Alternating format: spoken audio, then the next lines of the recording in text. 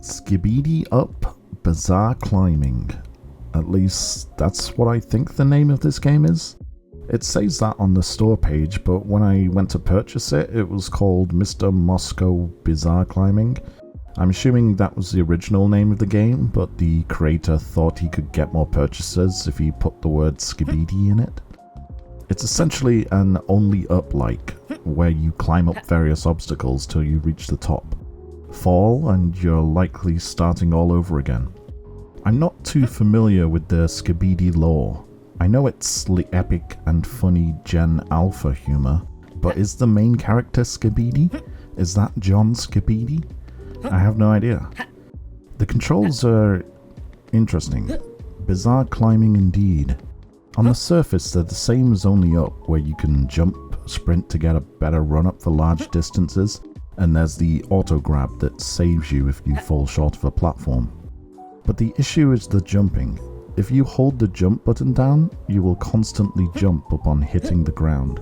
My muscle memory over many years tells me to hold the jump button down when jumping, in case a game lets you jump higher the longer you hold the button. But here, if you hold it down, you can get to a platform, then auto jump right off again as you land. It's particularly a problem when you're jumping directly up to another platform. I'm also having issues where it feels like my jumps aren't registering. I'll be running towards the edge of a platform, I'll hit space and nothing. I just run right off the edge. It doesn't happen every time, but just enough to where you think, did I do something wrong there? It would usually happen when sprinting, so I don't know if that's a bug that can be squashed. You can eventually get used to the controls somewhat, despite the obvious handicaps. It's a bit like when a cripple first gets put in a wheelchair. It's clunky and hard to move around at first, but then eventually they can start popping wheelies and playing basketball. The game has a cool mechanic where you can switch characters to do some secondary platforming in a small area. It's necessary to open up the path on the main route, so you switch characters, hit some obscure switch by jumping in its general direction, then switch back. I was able to find a speedrun strat in this area. You can have that one for free, Skibidi Up speedrun community. I wouldn't mind some background music. I mean, if there was background music, the music would probably be terrible, let's be honest. But surely it's better than silence, than incessant grunting every time you jump. What do these pigs mean? Is this Skibidi lore? It always freaks me out how pigs have human eyes. I'm pretty sure some ancient civilization that was wiped out during the Younger Dryas period 12,800 years ago punished a whole country of unruly humans by turning them into pigs via genetic modification.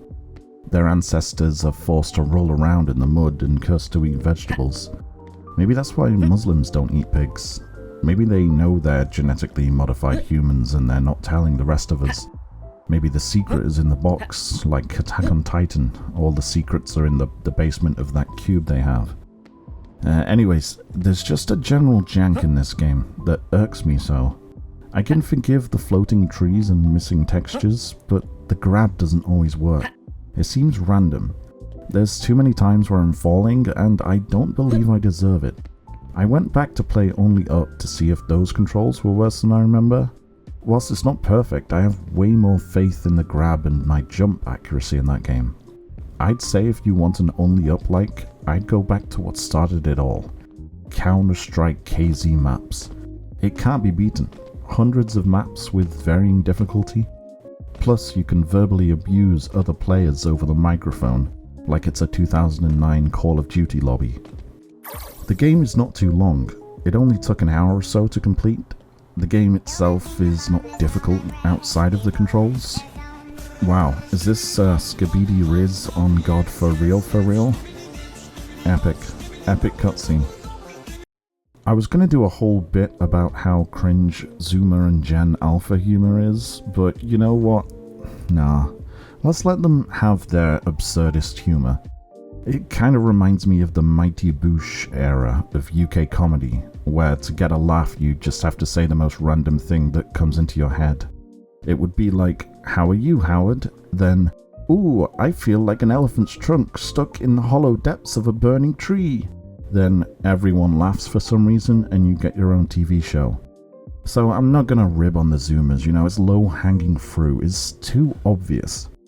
The truth is, all generations are cringe. For millennials, it was posting duck-face photos on MySpace and their obsession with reality TV. In fact, millennials are still cringe. They keep writing new movies for beloved franchises and keep ruining them with their obsession to make everything political. Now don't get me started on boomers. They used to have pet rocks, like that was an actual thing that they did.